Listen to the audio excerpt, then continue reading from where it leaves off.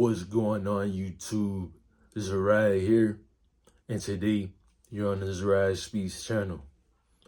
The topic for today is how to overcome depersonalization, derealization. Let's get right into it. So when you first get DPDR, it can seem foreign and very scary. I'm here to tell you that DPDR is nothing you should worry about. So when I first got DPDR about 2 years ago, it was like nothing I ever experienced. It was extremely foreign. I didn't know what to think of it. I had many existential thoughts and questions like, how am I moving my arms? How are dogs alive? How are we here right now? It was very foreign. It was very different. It was extremely uncomfortable. And at times it was very scary. I'd be driving to work at night and I'd arrive at work and wouldn't even remember how I got there in the first place. Yes, DPDR can be very scary. It can be very foreign, but I'm here to tell you that you will be all right. There is nothing to worry about. I'm going to break it down in a couple points. Let's get right into the first point. The first point is, it is a shield. DPDR is a shield. DPDR is trying to shield and protect you from something in your life. Some examples: a bad high, from whatever medication, whatever recreational, medication, trauma, and stress. So if you sit back and just try and recall why you might be having DPDR in the first place, that could definitely become a big help. That could become the baseline, and then you can go and, move forward, from that realization. Maybe it was a bad high, maybe it's trauma, or maybe it is stress. I'm sure there's other reasons, but those are the three that came to the top of my head. So if you had a lot of trauma in your childhood, chances are you bottled it up. And now as a teenager or a young adult, it's coming back to late. And so DPDR is trying to shield you. It's trying to take your mind away from the trauma. It's trying to take your mind away from the pain. Same thing with stress. You could be in a very stressful job like I was. And, you could have mental conditions like I do. DPDR is nothing but a shield. It's really trying to help you. It's trying to shield you. It's trying to protect you. So the more you fight it, it's not going to go anywhere. It's not going to go anywhere.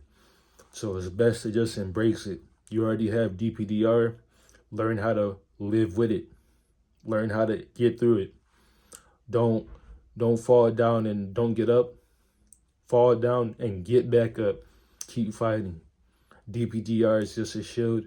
It's here to protect you. That's the first point. The second point is, understand it is not permanent. DPDR leaves when it wants to, but it is not permanent.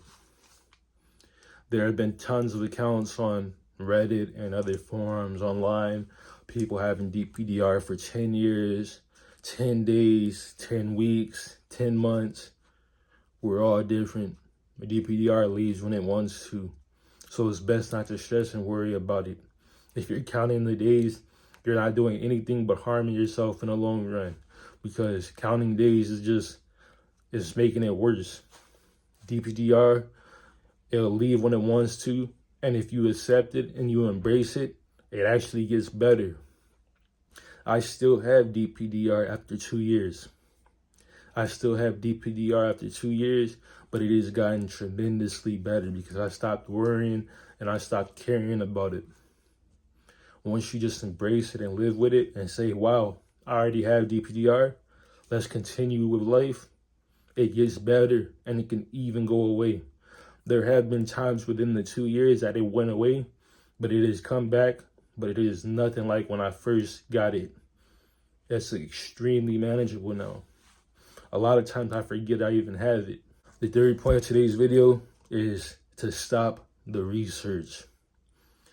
Researching constantly is doing nothing but reinforcing the bad beliefs. And so What do I mean by that? Well, DPDR, like I said, is very uncomfortable. It's very strange, foreign, weird, and you can have a lot of bad beliefs about it. Like, oh, am I going crazy?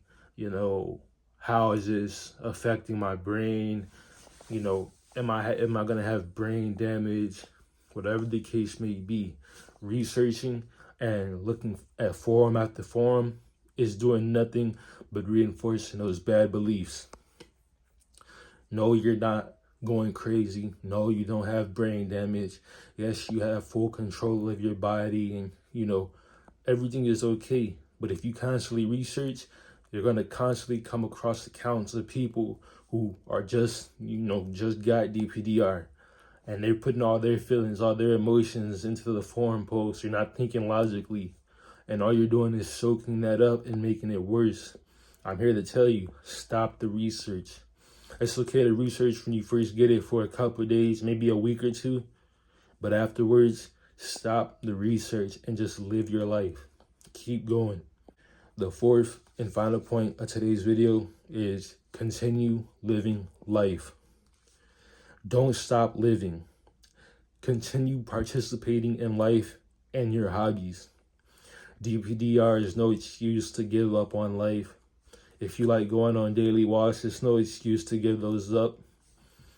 If you like fishing, it's no excuse to give that up. Continue living life. Think about it this way. You already have DPDR, so what are you going to do? Are you going to lay in bed all day? Or are you going to get up and live your life despite having this condition? Yes, it could seem extremely foreign and weird when you first get it, but I'm here to tell you, it does get better. It does get better in the long run, and it can even go away. Continue living life. Continue going to school. Continue working. Life doesn't stop because you have DPDR. Just learn how to handle it. Learn how to adapt with it. DPDR is not the end. DPDR is far from the end. Like I said, it's just a shield. It's foreign. You never experienced anything like it, I know. But it is okay. Continue living life and continue doing good with your life. Continue doing good things and helping people and helping yourself. So that's all I want to say for today's video. If you guys enjoyed it, hit that like button, hit that subscribe button, and leave me a comment down below. If you found this video informative, share with your friends and relatives. Thank you. XO.